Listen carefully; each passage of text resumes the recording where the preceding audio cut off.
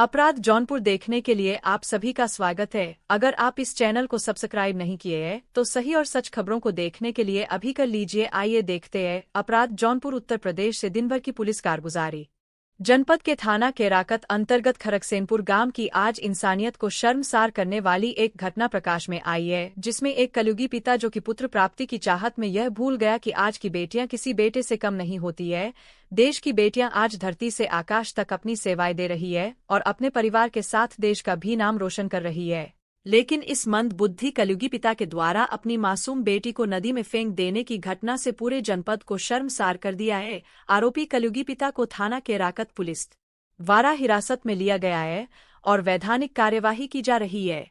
मामले में श्री अजीत रजक क्षेत्राधिकारी केराकत ने बताया कि आज दिनांक 19 नवंबर 2025 को थाना केराकत पे डायल 112 के माध्यम से एक सूचना प्राप्त हुई कि थाना केराकत अंतर्गत टड़वा गांव में एक पिता ने अपने 1.5 साल की बच्ची को नदी में फेंक दिया है। प्राप्त सूचना पर थाना केराकत पुलिस द्वारा मौके पर जाकर जांच की गई तो यह तथ्य प्रकाश में आया कि ग्राम टड़वा निवासी अशोक विश्वकर्मा की 3 पुत्रियां हैं।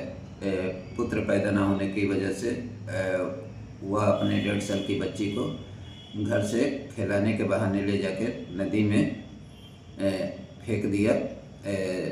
बच्ची के शव के बरामदगी के प्रयास किए जा रहे हैं। तहरीर प्राप्त कर थाना केराकत पे अभियोग पंजीकृत किया जा रहा है।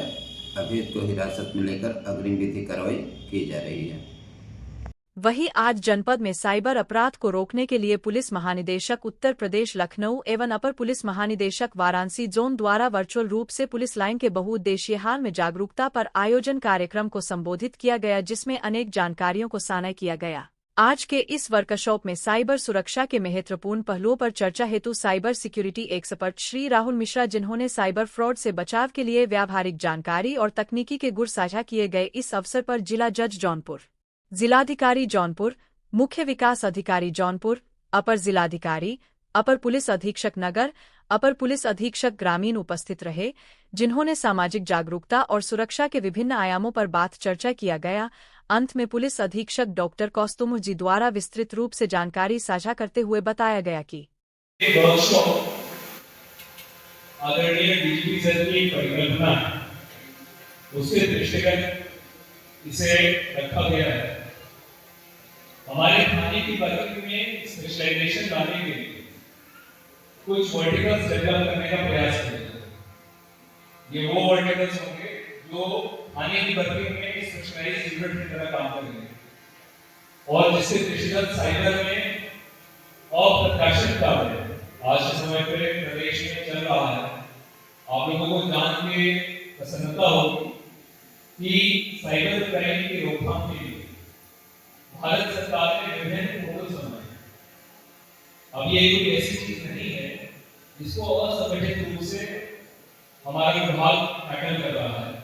एक संगठित तरीके से साइबर क्राइम पे एक्ट करने के लिए केंद्र सरकार के माध्यम से एनसीआर की 1930 आपके खोए हुए मोबाइल फोन खोजने के लिए सीएआईआर क्या है प्लान?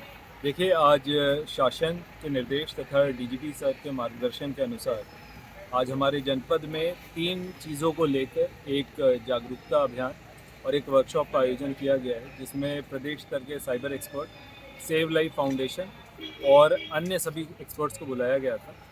और ये जागरूकता अभियान साइबर सुरक्षा के संबंध में और किस प्रकार से गोल्डन आवर का पालन करते हुए आप अपने, अगर किसी ने आपके पैसे निकाल लिए हैं तो उसको कैसे रोका जाए, और कोई अगर फर्जी नंबर आपको फ़ोन कर रहा है तो उस पर कैसे रोकथाम की जाए, इस संबंध में इसका आयोजन किया गया। साथ ही सड़क सुरक्षा, हमारे जनपद में एक्सीडेंट से घायल और मृत्यु की संख्या कम करने के लिए किन किन बातों का ध्यान दिया जाए, और हम लोगों के यहाँ 15 थानों पर क्या विशेष दस्ते इस संबंध में बनाए गए हैं, इसके बारे में जानकारी देने हेतु, तथा जैसा कि आप सबको विदित है कि मिशन शक्ति के अंतर्गत पुलिस द्वारा क्या क्या कार्रवाइयाँ की जा रही हैं और जनमानस से, बच्चियों से कैसे उसे जोड़ा जाए, और इस बारे में भी कि कन्विक्शन में हम लोगों ने प्रदेश में अग्रिम स्थान प्राप्त किया है, तो इस संबंध में भी और किस प्रकार से आगे जागरूकता बढ़ाई जाए, इस संबंध में इस पूरे आयोजन को किया गया था, जिसमें आदरणीय डीजीपी सर द्वारा, एडीजी जोन वाराणसी द्वारा, डीआईजी वाराणसी द्वारा तथा जनपद स्तर से जिला जज साहब, डीएम साहब, सीडीओ साहब और अन्य सभी पुलिस तथा विभिन्न विभागों के अधिकारियों द्वारा इसमें प्रतिभाग किया गया है और लोगों को जागरूक करने का प्रयास किया। जनता से क्या अपील करेंगे?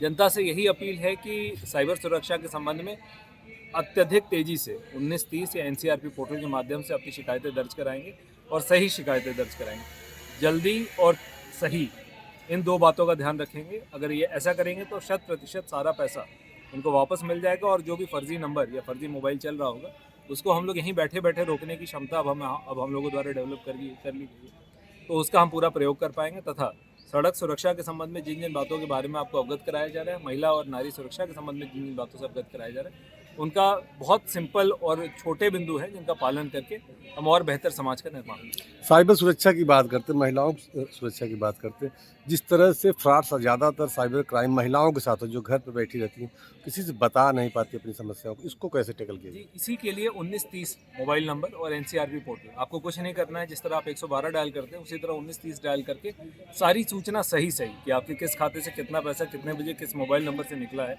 आप केवल ये उपलब्ध करा देंगे। 1 घंटे के अंदर हमारी टीमें उस पैसे को रोकने की क्षमता डेवलप कर चुकी हैं।